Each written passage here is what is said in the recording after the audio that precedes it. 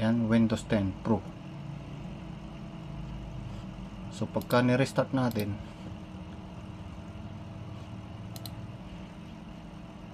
pwede natin gawing Windows 7.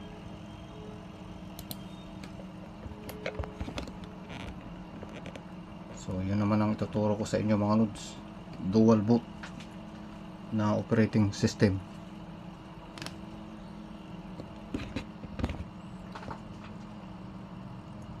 Ayan, so may pagpilian dito. Windows 7 saka 10.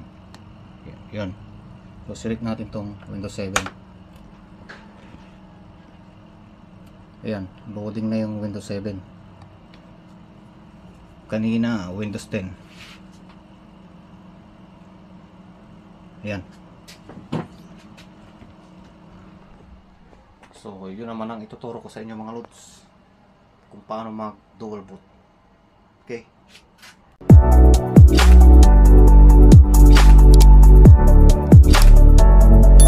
Gawa muna tayo ng USB bootable Windows 7 kasi may Windows 10 na tayo dati.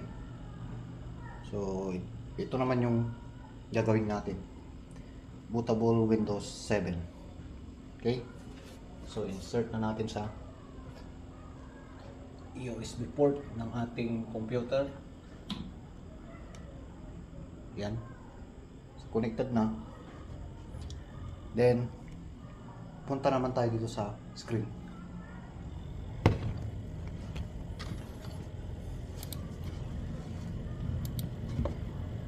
Yan, double tick natin kung na-detect yung USB natin.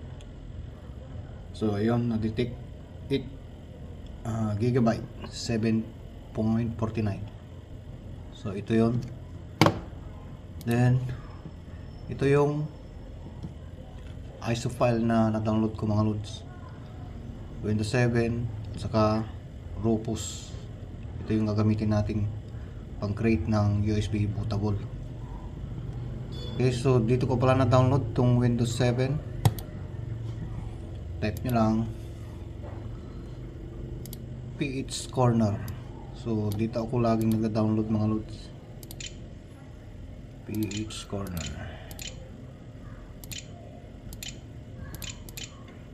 Yan, then enter.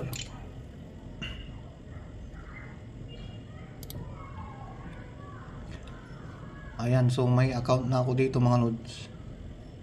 So kailangan nyo mag-create ng account dito. Madali lang naman mag-create dito mga lods. Gmail lang. Then create kayo ng username at password. Pagkatapos nun, okay na. So pag may account na kayo dito, search nyo Windows 7. Windows 7. Ayan o. So mayroon na. Then enter.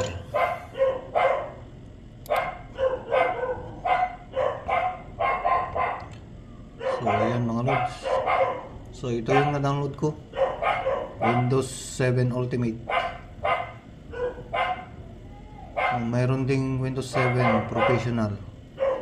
So ito yung na-download ko.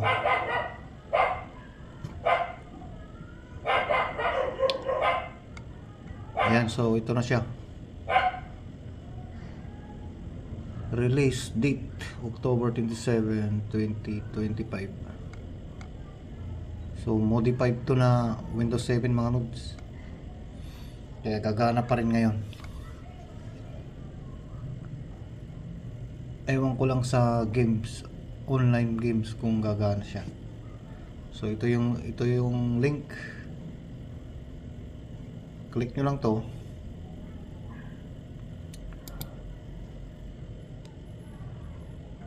Yan. Then continue. Ayan. So 5.03 GB. So click natin tong download.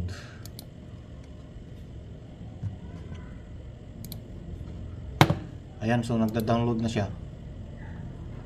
So matagal to mga nodes pag dito tayo mag-download. So gamitan natin ng Internet Download Manager. So open natin ang IDM, close. Kopyahin natin ang download link nito, copy link, copy download link, yan. Then i-close na natin to. Then add URL. Okay, so yan, ito na yung Windows 7 mga lods. Start download. Ayan, so mas mabilis dito. So hindi ko natatapusin to, no, kasi na-download ko na. Ayan, gamitan nyo ng IDM para mabilis, kasi 5 gig to mga lods. So cancel ko na to. Then yung Rufus, so na-download ko na rin. Search nyo lang Rufus.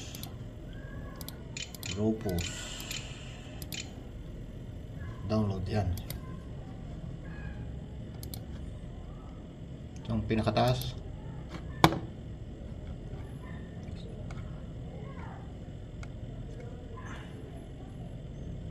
Then ito, piliin natin tong portable para hindi na natin i-install. Ayan. Ayan, so bilis kasi MB lang yan. Ayan, so mayroon na tayong gagamitin. So ito na yung Rufus mga lods, saka Windows 7. Then open na natin tong Rufus. Do you want to allow Rufus to check for application updates? No. Ayan, so automatic nang na-detect yung USB ko mga lods.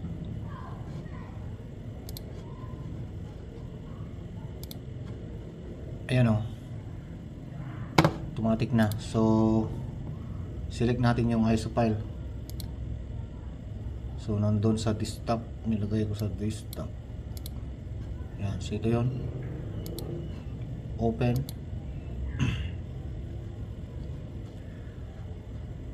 Standard installation, so okay na yan. So dito naman kung ano yung partition style ng hard disk nyo, paano nyo malaman kung GPT or MPR, punta kayo sa disk management. Nagahang na ata tong computer ko mga lods. Ayan, so disk management. Ayan, so ito yung removable 8 gig USB ko. So i-right click nyo to, itong disk 0. Disk 0, ito yan, C, local F, saka new volume D. So isa lang yan. So i-right click natin to, disk 0 properties, then volume. Ayan. So GPT siya, GPT partition style. So close ko na to, close. So GPT, hindi ko na babaguhin yan. Ayan, so okay na yan. Ayan, so okay na. So start na natin. Ayan, so mabubura lahat yung laman ng USB flash drive natin. Okay.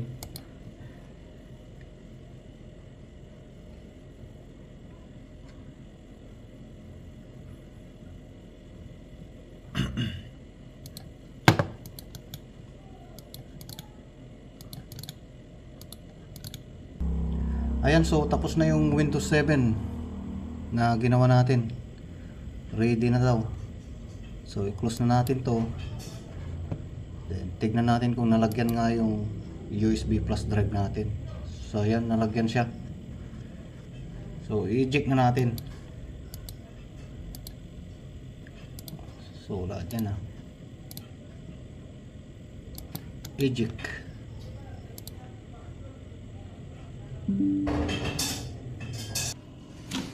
Yan. So pwede na tayong mag dual boot.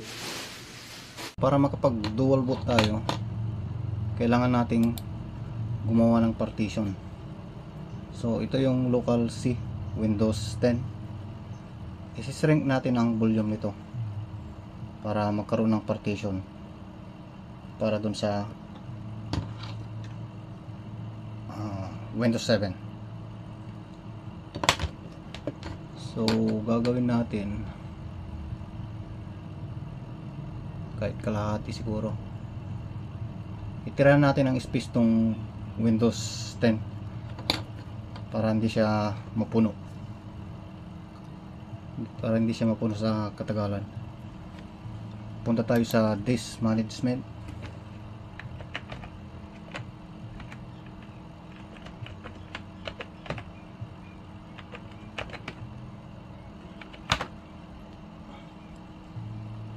Yan. So, isi-shrink natin ang volume nito para magkaroon ng partition. Shrink volume.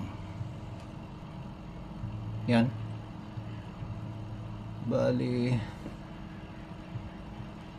magtira tayo kahit ano lang, kahit 100 gig lang mga loads, okay na yan para ma-installan pa ng mga application yung Windows 7. Ayan, okay na yan. So shrink ko na.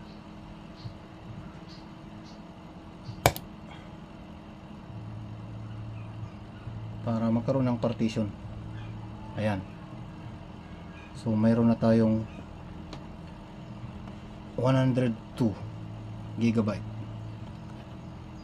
So ito yung local SIM natin, 130.72.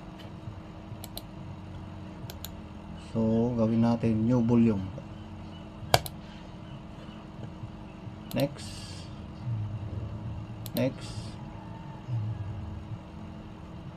Okay na yan. Perform quick format. So next. Finish. So nagpo-format na siya. Yan. So mayroon na tayong partition. So tignan natin sa computer. So ayan. Mayroon na tayong partition para dun sa Windows 7 na i-install natin. Okay. So pag mayroon na tayong partition, insert natin sa USB port. Yan. So yan, na-detect na. Bootable Windows 7. Then restart natin. Start. Tapos bago mag start up, press natin ang delete. Depende sa board yung mga loads. Minsan F12, F2, ayan. Pindot na agad yung delete para maayos natin yung boot sequence. So advance. Ayan, depende sa board mga loads.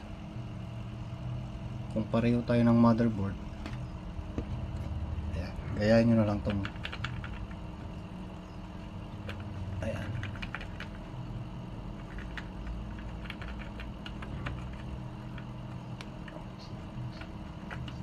First boot natin yung generic plus drive.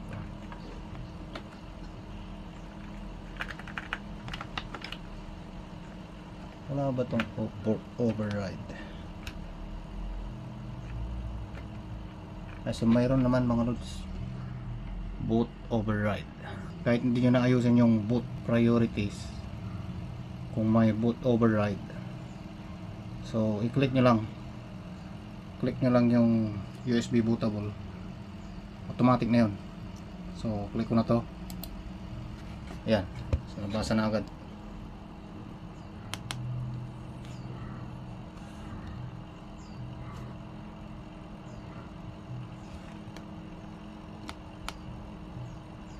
Windows is loading files. Try natin kung mabilis tong Windows 7 na to.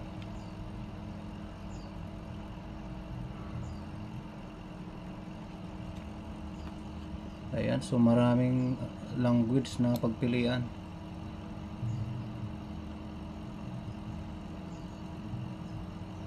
Ito lang, language English.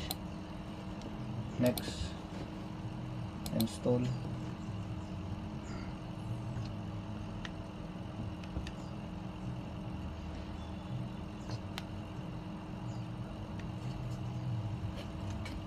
Accept. Next.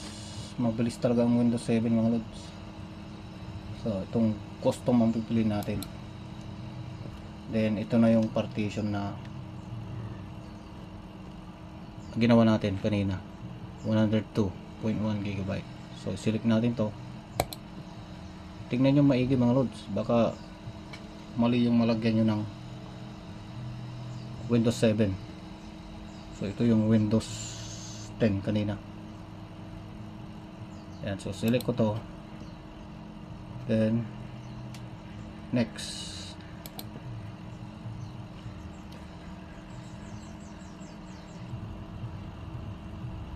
Ayan, pwede na natin tong hugutin. USB. Ayan.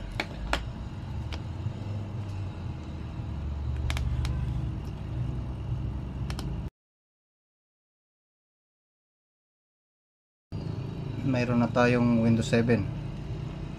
So magkakaroon ng option yan. Ayan, may pagpipilian na tayo kung ano yung ilulod nating operating system. Ayan, so ituloy lang natin yung setup.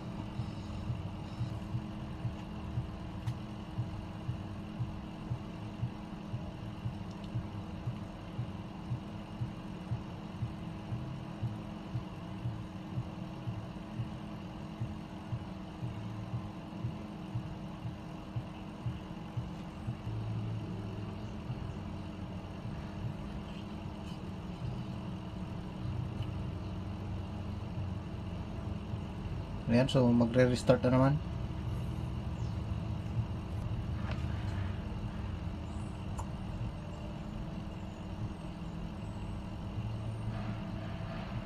Ayan, enter. May pagpilian na tayo kung ano yung ilulod nating operating system. So ituloy lang muna natin tong Windows 7.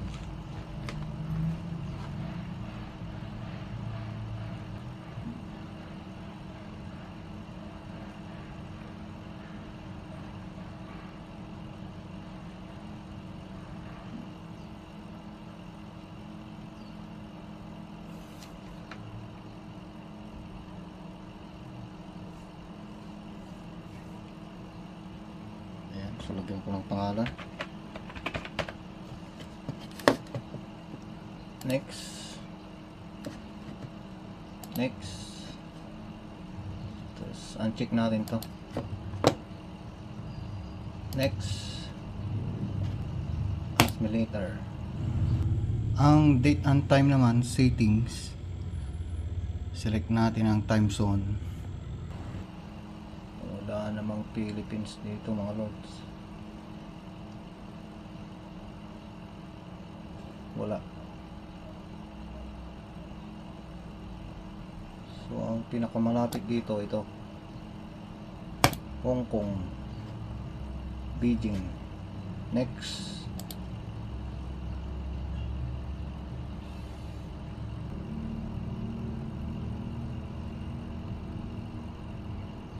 Ayan.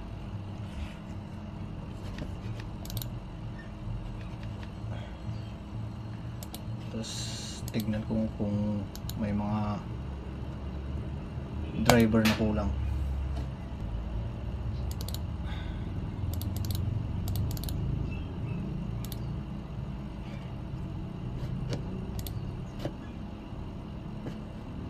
Ayan, meron po internet controller saka SM bus controller. Yung display hindi pa na-install. So dalawa lang yung kulang. Tapos tignan natin yung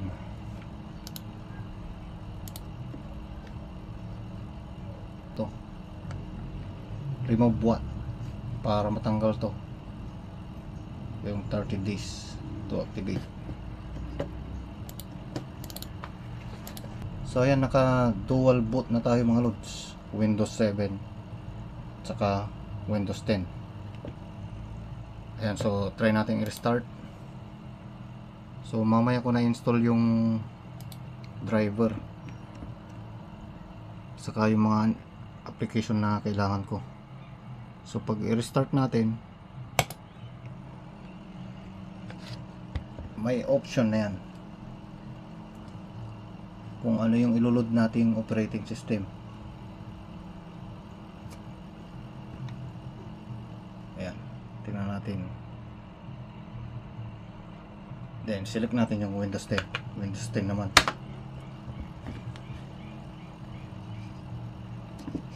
Astig, di ba?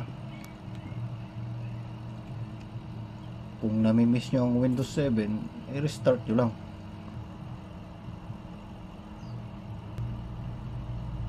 Yan, Windows 10 naman to.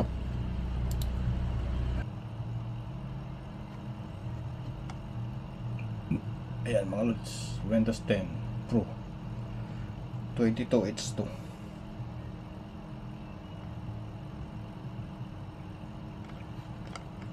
Okay, so ganun lang kadali mga lods ang mag dual boot operating system.